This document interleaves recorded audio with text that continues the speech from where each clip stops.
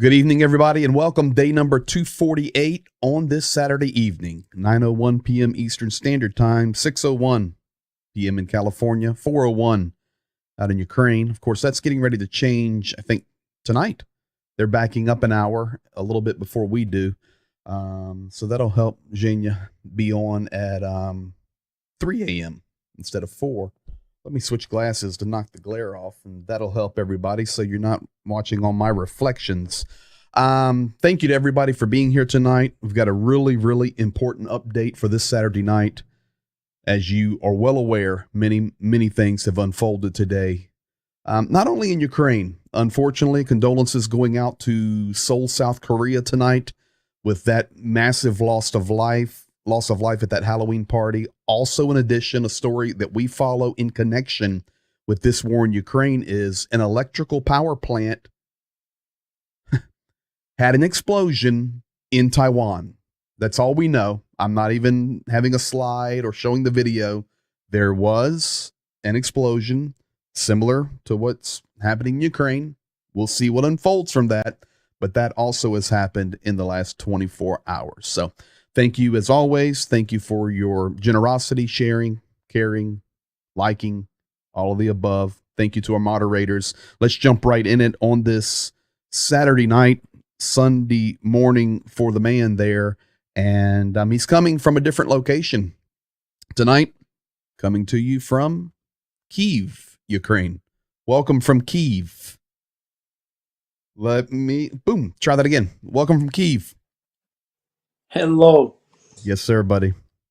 Good morning. Good evening. Thank you. Good evening. Yes, sir. Beautiful background, by the way. Love the gold there. And actually, if people want to know, they'll remember our 92-year-old legend, Pavel Ivanovich, our veteran from the Stalin era, is in the next room to you. And I really wanted to have him on the program, but Zhenya made him go in the other room because you know how Pavel Ivanovich is. He'll take over the program. But when I get back to Ukraine, you guys are going to hear from Pavel Ivanovich again. I promise you, because that was legendary. Zhenya, welcome. Glad you made it safely to Kyiv. You're there for a few days. Yeah. And I think we'll get Pavel on maybe tomorrow. Probably. Not tonight. Just finished conversation with him. The last words he said, I shared him a story that the one grandma in Khmelnytsky doing great job for army in being old. He said, I need to do something more to help the army. That's why we're going to win this war. So maybe tomorrow we'll get Pavel Ivanovich on here. In fact, that'll happen. Let's get to this right here and get started tonight. Want to give an update. I'll let you do it, but blue circle there on the left, and this is out east, is Slavyansk and Kramatorsk.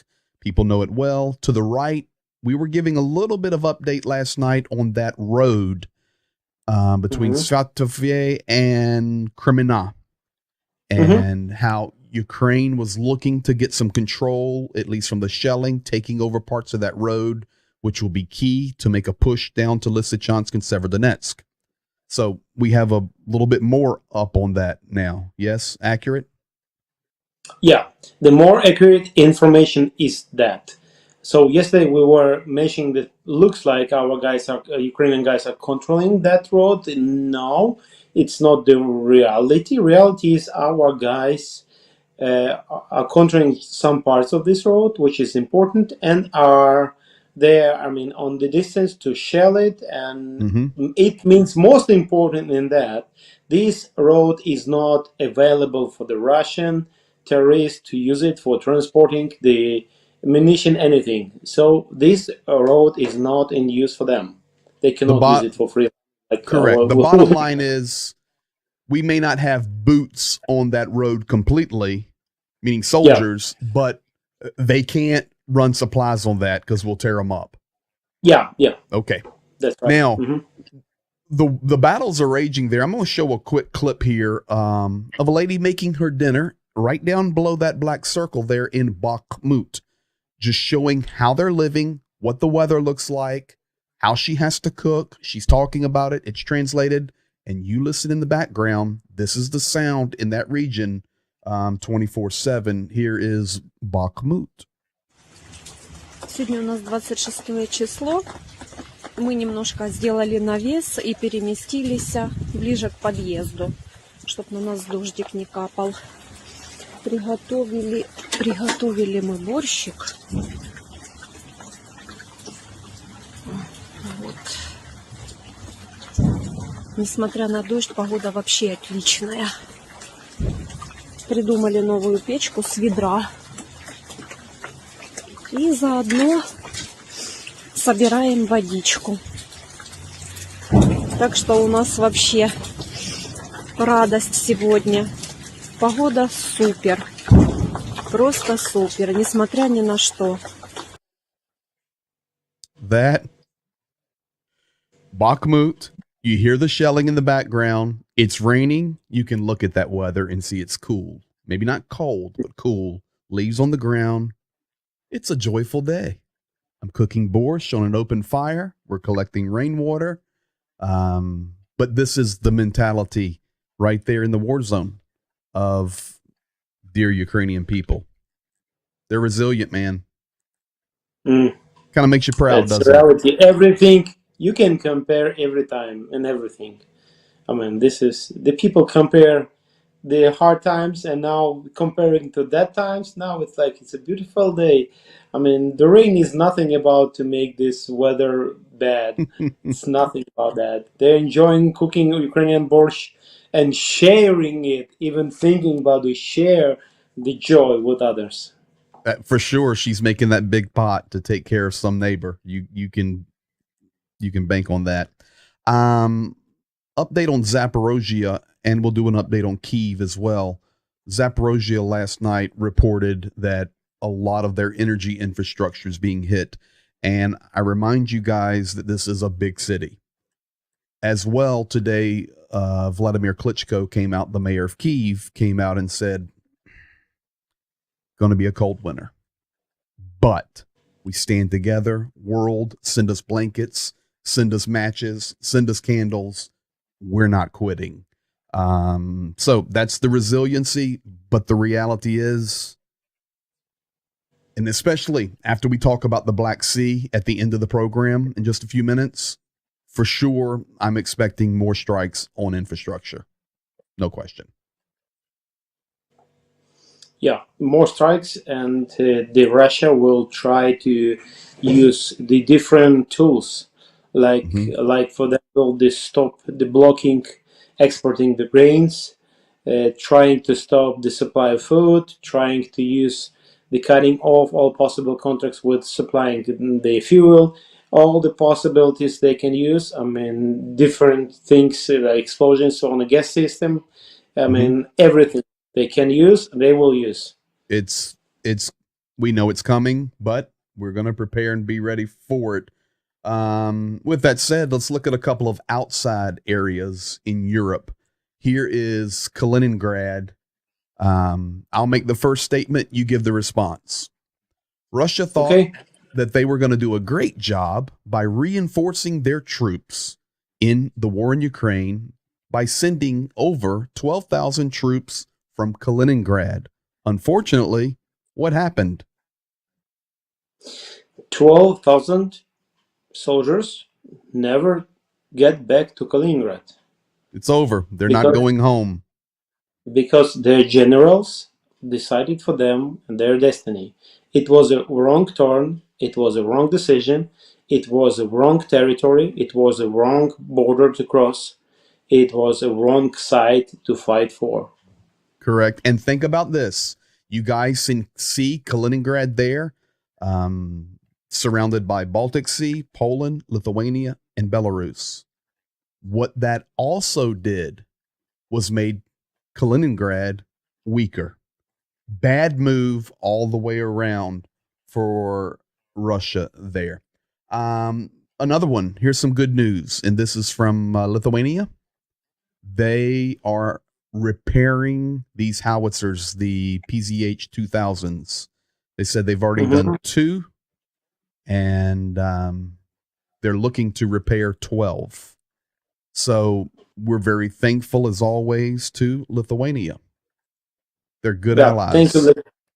It's the German. It's a German toys Panzer Haubitze 2000, and it's a really good tool to use for fighting for own country on own territory against aggressors. So thank you, the Baltic, one more time, the 20th, for standing together with that area as well. Very, very important. Crazy. And I saw some videos today of Ukrainian soldiers, and I'm just not sharing it, but because there's nothing bad, it just shows reality. The roads are terrible. It was showing them moving through the roads, but they were smiling and saying, it was one of those mom videos. Mom, don't worry. Everything's good. Playing in the mud with my friends. Okay. But it's their mentality. But man, the roads are terrible, which means vehicles will have more problems, need to be repaired more often. It's going to be a war of attrition coming into this winter. Let's go to some real good news. 52 POWs exchanged. Yeah, they were captured, and now guys, different ways they were using and exchanged the Russian soldiers to our heroes, because they did exchange Russian occupants for Ukrainian heroes, because Ukrainians are fighting on their own land, for their homeland, on their own territory, with their own flag, with the proud families for them. Two of those guys returned were original Azov defenders. They're at the Azovstal, so very happy. There was also some medics, doctors, and other soldiers. Here's a little clip of them walking back in today. Хлопці, з поверненням дякуємо вам. Героям слава, вам слава. Looking a little thin and gaunt. Дякуємо, що живі. Head shaved, skinny. But you know what? Героям слава, вітаємо в Україні. Welcome to Дякуємо, що Ukraine. живі. З поверненням. So we're very thankful, and they walked home with their head held high, and they'll get fattened up, strengthened up, see family, and I guarantee you they're going back to fight. Yeah, because they are still on our land. They're Yes. fighting for every normal person, sound-minded, will understand. And I mean that, okay, guys, you're staying on your homeland and you fight for your homeland. In any case, you're in respect. Absolutely. Heroes. Next topic that we need to cover tonight is Irina Vereshchuk coming out. And she, of course, the official government representative dealing with green corridors and humanitarian and all those things that she has responsibility for out of Kyiv. She was very direct. World, and this is, of course, in Ukrainian, but basically it was this: world, please be aware. They are robbing us blind in Kherson. All medical equipment, you name it, they're taking it out of Kherson. And we've been saying it. There's going to be a battle here. It just is. But they are robbing that city blind. It's thievery. Okay, yes. When it's come about medical equipment and taking it from the people, Terrorism. It's terrorism. I mean, like, it's a terrorism. This deliverer got to the people's land, got the medicine and medical equipment out of them because they are deliverers of death. Deliverers of death. You're right. Well, here is another delivery of death. President Zelensky came out last night, made his evening address, talking in the dark, had some lights shining on him, a little bit of light in the background, but he was standing out with a drone. And this is not a picture of the Iranian Moajer 6 drone. Those drones are now coming into Ukraine. This is Shahid right here.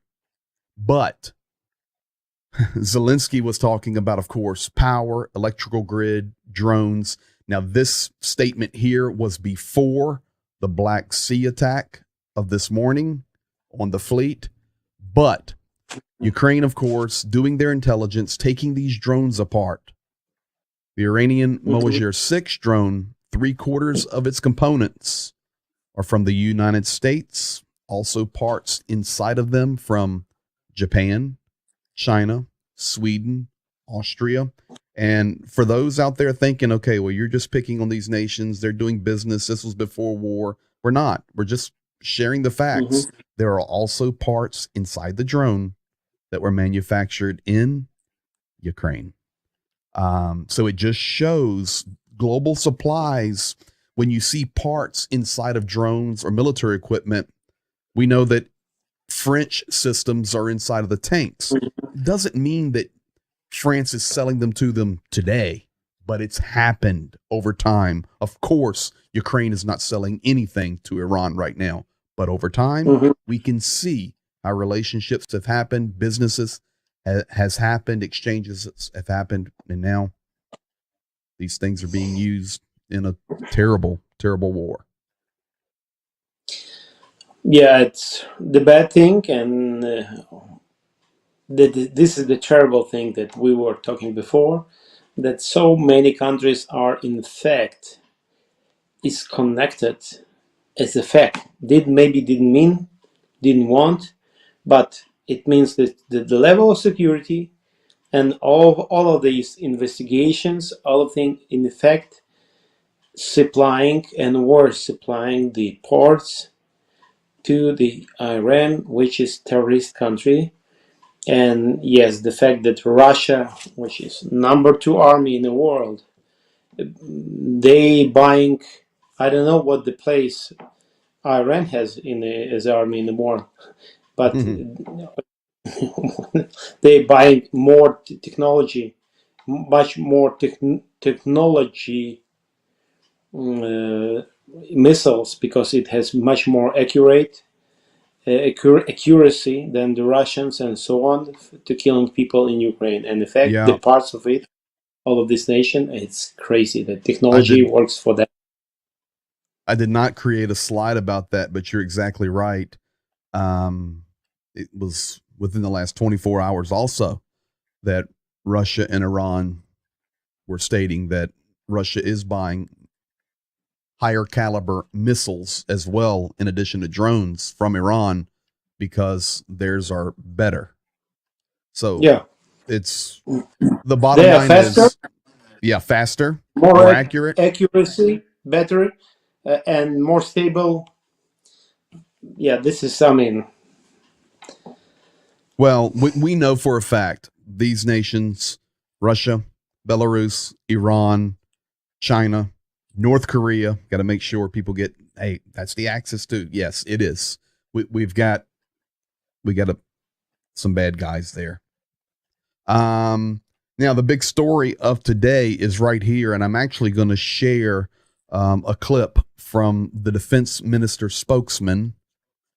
It's just, this guy, I try not to show him ever, because when I show this to you, you're going to think, okay, that's fake. That's a joke. A guy really cannot be that emotionless giving an update. Yes, he can.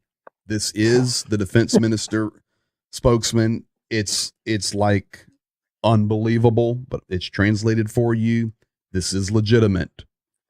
4:20 this morning, drone attacks happened at Sevastopol, the Black Sea Fleet there in the red, not only through the air, but also, did you guys know that there are sea drones, unmanned sea vehicles going through the water?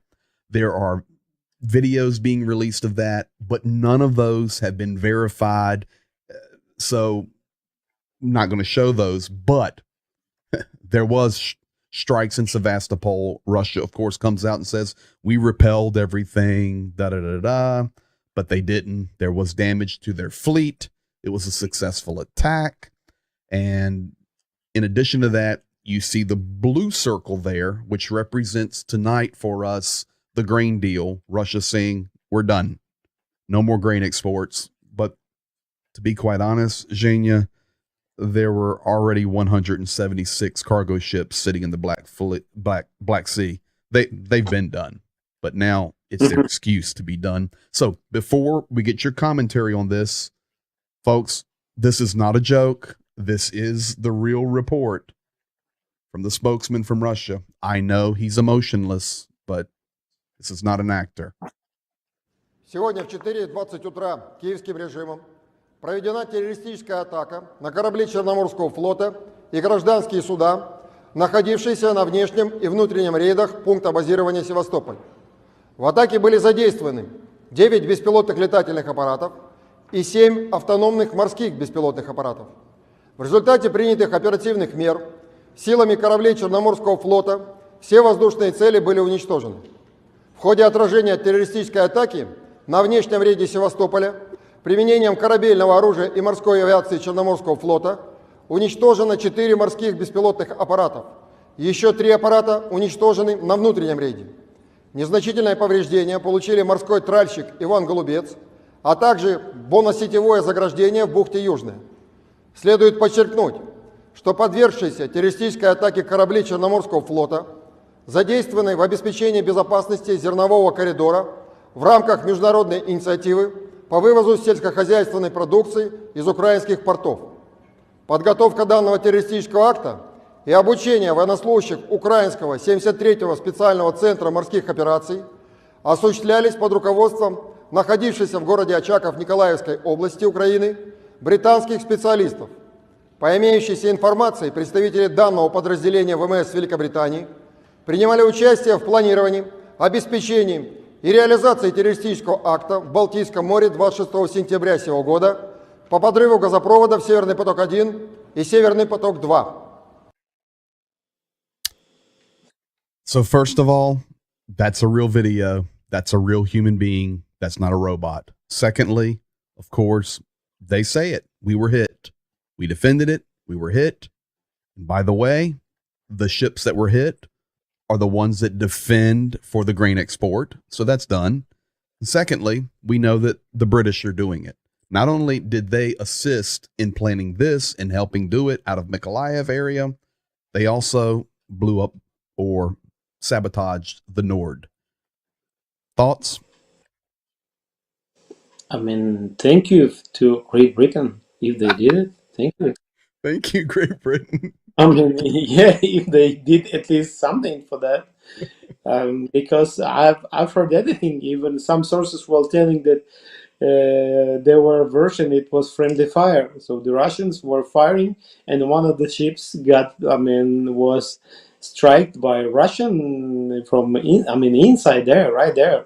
So I don't know, like all the facts. I really don't know, but we don't. That's why I'm not showing any video. But these ships were carrying the Caliber missiles, and these less calibers, much more air, free air for Ukraine. So we need to eliminate much more everything which carries calibers and other missiles. So thank you. That's only that I can tell. Thank you very much. Well, here are the facts. The ships were hit. Secondly, there was aerial attack. There was seaborne attack. Those are facts. Third, those ships took damage. Fourth, Russia said we repelled it. We took some damage, but we repelled it. Fifth, the grain export deal is dead. But my last question for you for tonight. We're on Saturday night, Sunday morning, your time.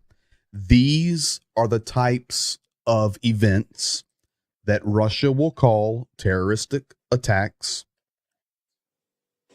even though Ukraine struck military targets. Just saying. Last time I checked, Navy's military targets, right? Yeah. Just checking. Yeah. Okay.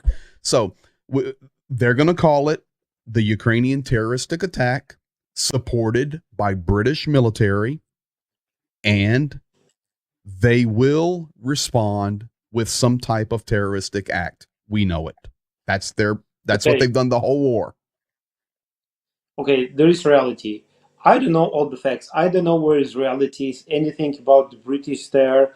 All of this, I just, there is a comments from the Russian side, and the one we call about the Russian and telling the truth. Okay, the question is not. The facts is the military ships which were attacking Ukraine got in trouble. I'm happy. That's it. I'm That's it. happy for. I mean, it's very simple. And now I want more. I mean, I would like to Correct. hear more. Basically, I don't care. Will they kill each other? I mean, or like we'll be smoking in the wrong place? Doesn't matter. Or I don't know. It doesn't matter for me. As less Russian weapon carriers, The better. it's better for the whole world. And just remember, whatever you hear tonight, maybe tomorrow on the news, maybe overnight, Russia does something crazy or crazy talk comes out. Listen to us. Ukraine's defending their sovereign territory. Ukraine struck military targets, and they're taking out the very ships that can destroy their people. Ukraine is not dropping cruise missiles on Moscow. Just remember that. Ukraine is defending their territory, and they're not terrorists. The terrorists are invading. Yes, sir? Yeah, it's very easy to understand, and it every time should be like that. All the Exactly. questions, there is international relationship. If somebody is breaking it, ignoring the world, all the agreements, all the memorandums, everything, international laws, for them it means nothing. For them, they decided that okay, it's this country never never been real. So we decided to break everything. Well, Yeah, we the can country close it. who created, so many things. The biggest airplane in the world, blah Oh, blah yeah. blah. Oh, it's never. It was never like. It was faking. It's nothing. Well, we can close it like this. They're just validating that regime led by Putin, that they are a legend in their own mind. Yeah, but yes, but reality is the second army of the world, with the cooperation with 22nd army of the world, which is Iran, and I don't know the rating for Belarus. Between all of this, there is a lot of different countries upper, and in reality, all of these countries, armies with higher ratings at this moment are watching this. Second army of the world show their greatness. Exactly. Yes, and fighting Ukraine. When Ukraine is fighting for their own territory, with having international guarantees for the protection, after giving nuclear weapon from their country, from Ukraine, I believe by day. it's the Day by all day. of this army one day could stop Russia easy. If Russia in the level of they cannot do anything without the help of Iran army. Well, it's a good time now for Poland to go ahead and take Kaliningrad. Just go ahead. They're 12K weaker. Anyway, we'll keep going on that later. Tomorrow, Okay, Pavel Ivanovich. At least Yeah. 60 seconds of Pavel. All right, buddy. Hey, yes, thank you. Yep. I'm glad you're safe Thank in you. Kyiv. Get you some rest. And we'll be watching.